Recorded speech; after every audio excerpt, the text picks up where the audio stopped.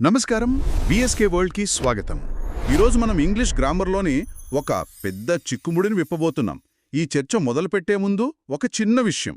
ఇలాంటి విశ్లేషణలు మీకు నచ్చితే మా ఛానల్కు సబ్స్క్రైబ్ చేసుకోవడం మర్చిపోకండి.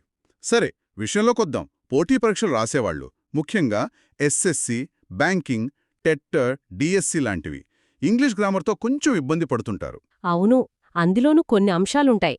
అవి చూడ్డానికి ఒకేలా ఉన్నా చాలా కన్ఫ్యూజ్ చేస్తాయి. కరెక్ట్, నేను దాని గురించే మాట్లాడుతున్నాను. ఫిక్స్డ్ ప్రిపోజిషన్స్ మరియు ఫ్రేజల్ వర్బ్స్, ఈ రెండిటి మధ్య తేడా తెలియక చాలామంది మార్కులు పోగొట్టుకుంటారు.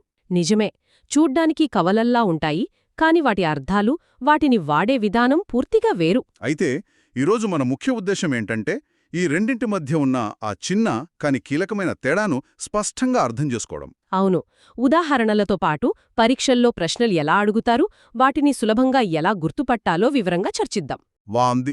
అయితే మన ప్రయాణం ఎలా ఉండబోతోంది? ముందు దేని గురించి మాట్లాడదాం? సింపుల్గా మొదలుపెడదాం. ముందుగా ఫిక్స్డ్ ప్రపోజిషన్ అంటే ఏమిటో చూద్దాం. ఆ తర్వాత ఫ్రేజల్ వర్బ్ సంగతి చూద్దాం. ఆ తర్వాత రెండింటిని పోల్చి చూద్దాం. ఖచ్చితంగా. చివరగా పరీక్షల్లో వచ్చే కొన్ని మల్టిపుల్ చాయిస్ ప్రశ్నలను కూడా ప్రాక్టీస్ చేద్దాం. అప్పుడు మనకు పూర్తి స్పష్టత వస్తుంది. సరే, అయితే మొదలు పెడదాం. అసలు ఈ ఫిక్స్డ్ ప్రపోజిషన్ అంటే ఏంటి? పేరులోనే ఫిక్స్డ్ అనుంది. ఆ పేరులోనే దాని గుణం దాగే ఉంది. కొన్ని క్రియలు అంటే వర్బ్స్, కొన్ని విశేషణాలు అంటే యాడ్జెక్టివ్స్, నామవాచకాలు కూడానా? అవును, నౌన్స్ కూడా. వాటి తర్వాత ఎప్పుడూ ఒక నిర్దిష్టమైన ఫిక్స్డ్ ప్రపోజిషన్ మాత్రమే వస్తుంది. అంటే దాన్ని మనం మార్చడానికి వీల్లేదన్నమాట. అస్సలు వీల్లేదు. అది ఒక రూల్ లాంటిది. ఇక్కడ ముఖ్యమైన విషయం ఏంటంటే, ఆ ప్రపోజిషన్ వాడటం వల్ల క్రియ యొక్క అసలర్థం పెద్దగా మారదు. ఓకే, అంటే ఆ ప్రపోజిషన్ కేవలం ఆ వాక్యాన్ని గ్రామర్ పరంగా పూర్తి చేయడానికి మాత్రమే ఉపయోగపడుతుంది. సరిగ్గా చెప్పారు. ఉదాహరణకు డిపెండ్ ఆన్ అంటాం, అంటే ఆధారపడటం. ఎఫ్రేడ్ ఆఫ్ అంటే భయపడ్డం. లిసన్ టు అంటే వినడం. నాకొకటి గుర్తొచ్చింది. షీఈస్ గుడ్ అట్ ఇంగ్లీష్ అంటారు. చాలామంది పొరపాటున గుడ్ ఇన్ ఇంగ్లీష్ అని వాడుతుంటారు. ఇది కూడా అలాంటిదేనా?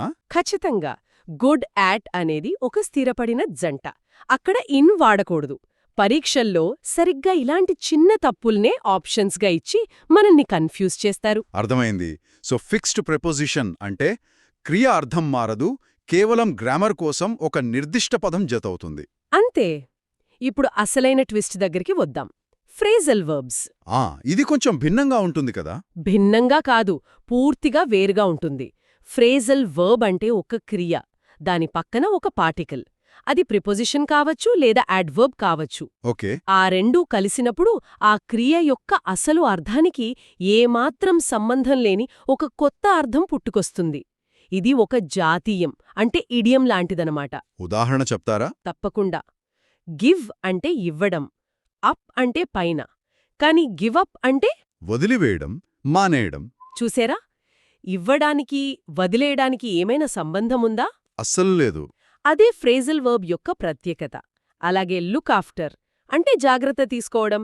బ్రేక్ డౌన్ అంటే కార్ లాంటివి పనిచేయడం ఆగిపోవడం. టర్న్ డౌన్ అంటే తిరస్కరించడం. ఇక్కడ నేను గమనించిన విషయం ఏంటంటే, పరీక్షల్లో వీటిపై ప్రశ్నలు అర్థం ఆధారంగానే అడుగుతారు. అవును. హీ గేవ్ అప్ స్మోకింగ్ అనే వాక్యమిస్తే దాని అర్థం హీ స్టాప్డ్ స్మోకింగ్ అని మనం గ్రహించాలి. అక్కడ గ్రామర్ కన్నా మీనింగ్ చాలా ముఖ్యం. బావుంది. ఇప్పుడు రెండింటి గురించి విడివిడిగా తెలిసింది. కానీ పరీక్ష హాల్లో టెన్షన్లో ఉంటాం కదా? అవును. అప్పుడు ఒక వాక్యాన్ని చూడగానే ఇది ఫిక్స్డ్ ప్రిపోజిషనా లేక ఫ్రేజల్ వర్బా అని వెంటనే ఎలా గుర్తుపట్టాలి? ఏదైనా సింపుల్ టెక్నిక్ ఉందా? ఉంది. ఒకే ఒక్క ప్రశ్న. చాలా సింపుల్ ప్రశ్న. చెప్పండి. వాక్యంలో క్రియను దాని పక్కనున్న ప్రిపోజిషన్ను చూసినప్పుడు మిమ్మల్ని మీరు ఇలా ప్రశ్నించుకోవాలి.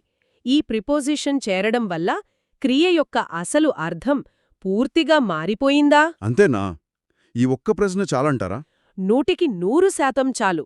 మీ సమాధానం లేదు, అర్థం పెద్దగా మారలేదు అని వస్తే అది ఖచ్చితంగా ఫిక్స్డ్ ప్రిపోజిషన్.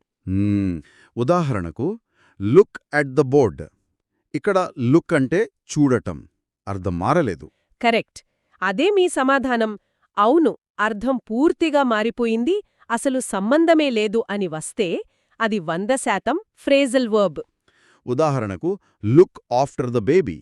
ఇక్కడ లుక్ అంటే చూడటం కాదు, జాగ్రత్త తీసుకోవటం. అర్థం పూర్తిగా మారిపోయింది. సరిగ్గా పట్టుకున్నారు. వావ్! ఇది చాలా సింపుల్గా ఉంది. అంటే మొత్తం కన్ఫ్యూజన్కు ఇదొక్కటే పరిష్కారం. ఒక్క మాటలో చెప్పాలంటే ఫిక్స్డ్ ప్రిపోజిషన్ అంటే గ్రామర్ ఎంపిక, ఫ్రేజల్ వర్బ్ అంటే అర్థంలో మార్పు. పర్ఫెక్ట్గా చెప్పారు. ఈ ఒక్క లైన్ గుర్తుంచుకుంటే చాలు. సరే, ఈ సిద్ధాంతమంతా బాగానే ఉంది, కానీ ఆచరణలో ఎలా పనిచేస్తుందో చూడాలి కదా.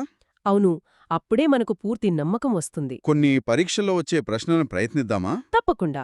మొదట కొన్ని ఫిక్స్డ్ ప్రిపోజిషన్స్ చూద్దాం. సరే, మొదటి ప్రశ్న. He is not aware the consequences. ఆప్షన్లు: A about, B with, C of, D to. చాలామంది అవేర్ అబౌట్ అంటుంటారు. అవును, కానీ అది తప్పు. సరైన సమాధానం సి, ఆఫ్. ఎందుకంటే అవేర్ అనే పదం తర్వాత ఎల్లప్పుడూ ఆఫ్ అనే ప్రిపోజిషన్ వస్తుంది. Aware of something. ఇది ఒక స్థిరమైన నియమం. ఓకే, రెండో ప్రశ్న చూద్దాం. ఇది కొంచెం ట్రిక్కీగా ఉంది. The teacher was annoyed the noise but not angry the students. ఆప్షన్లు చాలా ఉన్నాయి, కానీ సరైన జంట అట్, విత్. అవును, ఇక్కడ సరైన సమాధానం సి, అట్, విత్. ఇక్కడొక చిన్న రూలుంది.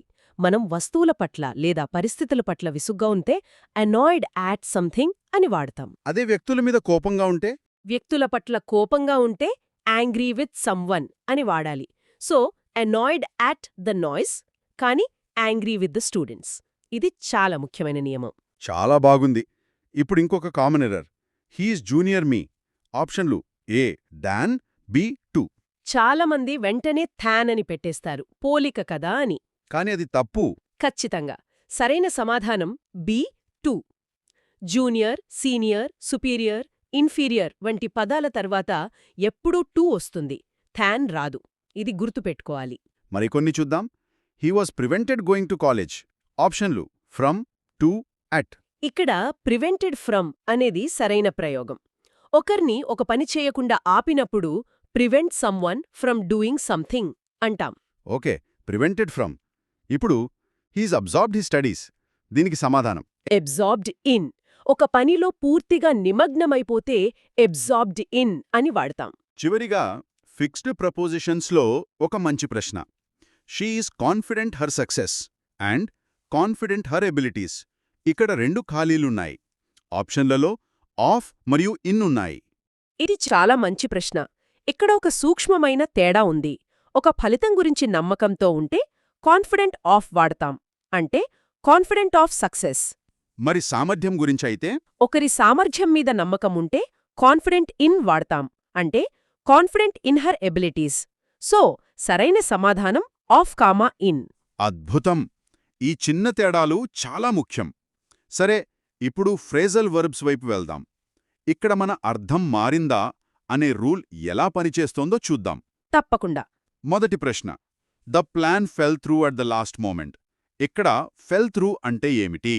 ఆప్షన్లు: ఏ సక్సీడెడ్, బి కొలాప్స్డ్. ఇక్కడ ఫాల్ అంటే పడిపోవడం, కాని ఫాల్ త్రూ అంటే విఫలమవడం, అంటే కొలాప్స్డ్. అర్థం పూర్తిగా మారిపోయింది కదా, కాబట్టి ఇది ఫ్రేజల్ వర్బ్. సరైన సమాధానం బి. అవును, ఇంకోటి. He went back on his promise. ఆప్షన్లు: B supported, C broke. Go back on a promise అంటే మాట తప్పడం, అంటే బ్రోక్ ద ప్రామిస్. సరైన సమాధానం సి. ఇక్కడ కూడా వెనక్కి వెళ్లడం అనే అసలు అర్థానికి మాట తప్పడం అనే కొత్త అర్థానికి సంబంధం లేదు. ఇప్పుడు ఇంకోటి. The meeting was called of. ఇక్కడ కాల్డ్ ఆఫ్ అంటే ఆప్షన్లలో పోస్ట్పోన్డ్, క్యాన్సిల్డ్ ఉన్నాయి. ఇక్కడే చాలామంది కన్ఫ్యూజ్ అవుతారు. కాల్ ఆఫ్ అంటే క్యాన్సిల్ చేయడం, అంటే రద్దు చేయడం. వాయిదా వేయడం కాదా? కాదు, వాయిదా వేయడానికి వాడే ఫ్రేజల్ వర్బ్ పుట్ ఆఫ్. ఈ రెండుంటి మధ్య తేడా చాలా ముఖ్యం. కాల్ ఆఫ్ అంటే క్యాన్సిల్డ్. ఓకే, ఇది గుర్తుపెట్టుకోవాలి. తర్వాత my car broke down on the way. Broke down అంటే? బ్రేక్ డౌన్ అంటే స్టాప్డ్ వర్కింగ్, పనిచేయడం ఆగిపోయింది అని. I ran into my old friend at the market. Ran into అంటే? ర్యాన్ ఇంటూ అంటే అనుకోకుండా కలవడం, మెట్ బై ఛాన్స్. అంతేగాని పరుగెత్తుకుంటూ వెళ్లి గుద్దుకోవడం కాదు. సరే, ఇప్పుడు కొన్ని మిశ్రమ ప్రశ్నలు చూద్దాం. కొంచెం కఠినంగా ఉంటాయి. చూద్దాం. The committee went into the matter seriously. ఇక్కడ వెంట్ ఇంటూ అంటే ఏమిటి? ఆప్షన్లు: B investigated, C cancelled. Go into అనే ఫ్రేజల్ వర్బ్కి ఒక ప్రత్యేక అర్థం ఉంది. అదేంటంటే దర్యాప్తు చేయడం లేదా లోతుగా పరిశీలించడం అంటే ఇన్వెస్టిగేటెడ్. కాబట్టి సమాధానం బి. ఓకే, ఇది ఫ్రేజల్ వర్బ్. ఇప్పుడు ఇంకోటి. He is ours taking risks. ఆప్షన్లు ఏ టు, బి ఫ్రమ్. ఇక్కడ అవర్స్ అనే పదం తర్వాత ఎప్పుడూ టు వస్తుంది. ఇది ఫిక్స్డ్ ప్రపోజిషన్. అవర్స్ టు అంటే ఇష్టం లేకపోవడం. అర్థమేమీ మారలేదు. చూశారా, రెండింటిని ఎలా మిక్స్ చేసి అడుగుతారో. చివరిగా 2 ప్రశ్నలు. Don't worry, you will get over the illness soon. ఇక్కడ గెట్ ఓవర్ అంటే గెట్ ఓవర్ అంటే కోలుకోవడం, రికవర్ ఫ్రమ్. ఇది కూడా ఒక ఫ్రేజల్ వర్బ్. చివరి ప్రశ్న. I cannot put up with this nonsense anymore. Put up with అంటే ఏమిటి? పుటప్ విత్ అంటే సహించడం, భరించడం అంటే టాలరేట్. ఇది చాలా తరచుగా వాడే ఫ్రేజల్ వర్బ్. ఈ ఉదాహరణల తర్వాత ఆ తేడా చాలా స్పష్టంగా అర్థమవుతోంది. మన గోల్డెన్ రూల్ అన్నిటికీ పనిచేసింది. అవును, క్రియ అర్థం మారిందా లేదా ఈ ఒక్క ప్రశ్నతో మనం చాలా వరకు సమాధానం కనుక్కోవచ్చు. ఈ చర్చ మొత్తం మీద నాకొకటి బలంగా నాటుకుపోయింది. ఆన్, అప్, ఇంటూ, ఆఫ్ లాంటి చిన్న చిన్న పదాలు అవును, ఒక క్రీజ్ యొక్క మొత్తం అర్థాన్ని, దాని తలరాతనే మార్చేయగలవు. ఇది నిజంగా భాషలో ఒక అద్భుతం. నిజమే. ఇది ఆలోచిస్తుంటే నాకు మనం రోజు వాడే మాటలు గుర్తొస్తున్నాయి. ఎలా? మనం స్నేహితులతో let's catch up on Saturday అంటాం. అక్కడ మనం ఎవరినీ పట్టుకోట్లేదు, కేవలం కలుస్తున్నాం. ఎవరైనా గొప్పులు చెప్పుకుంటే హీఈస్ ఆల్వేస్ షోయింగ్ ఆఫ్ అంటాం. అవును, నిజమే. ఇవన్నీ మనకు తెలియకుండా మనం రోజు వాడే ఫ్రేజల్ వర్బ్సే. అంటే గ్రామర్ అనేది కేవలం పరీక్షల కోసం చదివేది కాదు. అది మన దైనందిన భాషలోనే కలిసిపోయి ఉంది. ఖచ్చితంగా. దాని వెనుక ఉన్న ఈ తర్కాన్ని అర్థం చేసుకుంటే నేర్చుకోవడం చాలా సరదాగా ఉంటుంది. ఈరోజు చర్చ తర్వాత మన శ్రోతలు కూడా తాము రోజూ వాడే మాటల్లో ఇలాంటి ఫ్రేజల్ వర్బ్స్ ఎన్ని ఉన్నాయో ఒక్కసారి ఆలోచిస్తే బావుంటుంది. అదొక మంచి వ్యాయామం అవుతుంది. మంచి ఆలోచన. ఆ పరిశీలనే ఈ అంశంపై మరింత ఆసక్తిని పెంచుతుంది. ఈ విశ్లేషణ మీ అందరికీ ఉపయోగపడిందని ఆశిస్తున్నాము. ఇలాంటి మరిన్ని అంశాలను లోతుగా తెలుసుకోవడానికి వీఎస్కే వరల్డ్ ఛానల్కు తప్పకుండా సబ్స్క్రైబ్ చేసుకోండి. మళ్ళీ మరొక ఆసక్తికరమైన అంశంతో కలుద్దాం.